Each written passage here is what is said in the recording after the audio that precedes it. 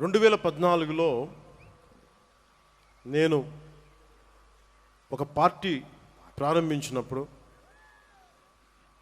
తెలంగాణ హైదరాబాద్లో ఆ రోజు నేను అనుకోలేదు ఏథెన్స్ కంటే పురాతనమైన నగరం అయిన మదురైలో ఇన్ని లక్షల మంది జనం మధ్య తమిళ్లో నేను గౌరవించే నా తమిళనాడులో నేను పెరిగిన తమిళనాడులో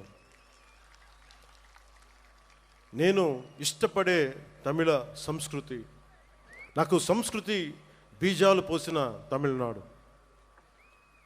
తమిళ భాష వీటన్నిటిలో నేను ఒకరోజు ఇక్కడికి వచ్చి ఎంతమంది గురువుల మధ్య ఇంత పెద్ద హిందూ ముండని పెద్దల మధ్య ఇన్ని లక్షల మంది ప్రజల మధ్య నేను ఇలాంటి రోజు ఒకటి వస్తుందని నేను ఎప్పుడు ఊహించలేదు.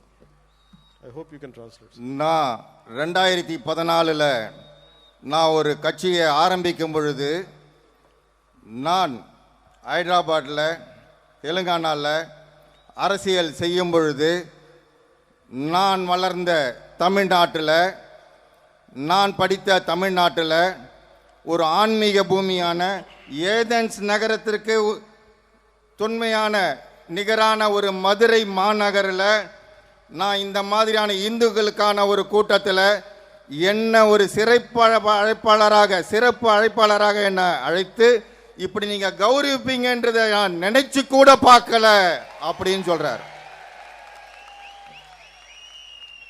ఆ సభ ప్రారంభించినప్పుడు నేను నాకు ఇష్టమైన ఒక తెలుగు కవి ఆయన చదివాను. అది ఎందుకంటే నాకు సుబ్రహ్మణ్య భారతి గారి అచ్చమెల్లె అచ్చమెల్లె పోయం గుర్తొచ్చింది.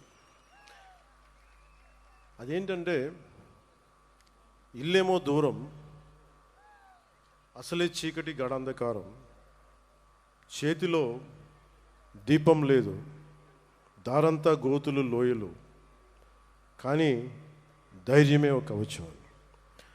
ఇది తమిళ్లో కొంత నేను చెప్తాను, దీన్ని కరెక్ట్ అయితే మళ్ళీ సార్ మీరు కరెక్ట్ చేయండి.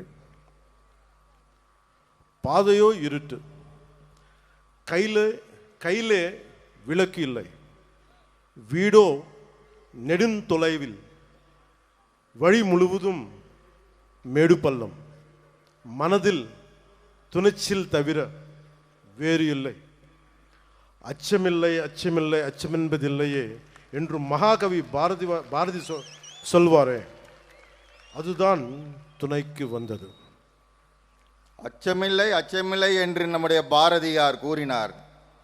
அதை எப்படி என்றால் வீடு தூரத்தில் இருந்தது, ஆனால் கண்ணுக்கு தெரியவில்லை, இருட்டாக இருந்தது, மேடு பள்ளங்கள் நிறைய இருந்தன, ஆனாலும் தைரியம் ஒன்றே அதை கொண்டு அந்த இடத்தை சேர முடிந்தது.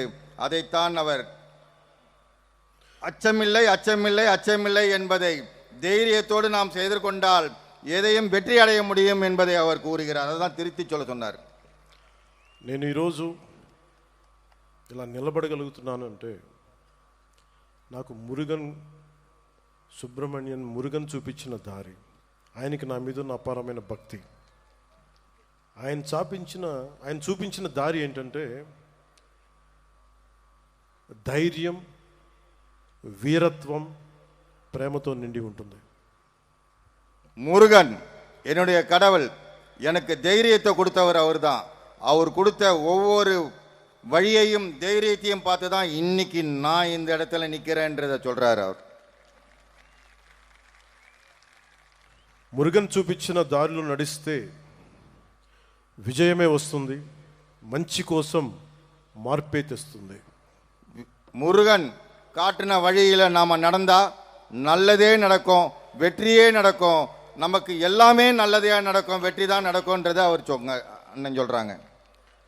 ఈ దారి కష్టమైనది కానీ బలాన్ని ఇచ్చేది, ధైర్యాన్ని నింపేది, అనుకున్నది సాధించేది.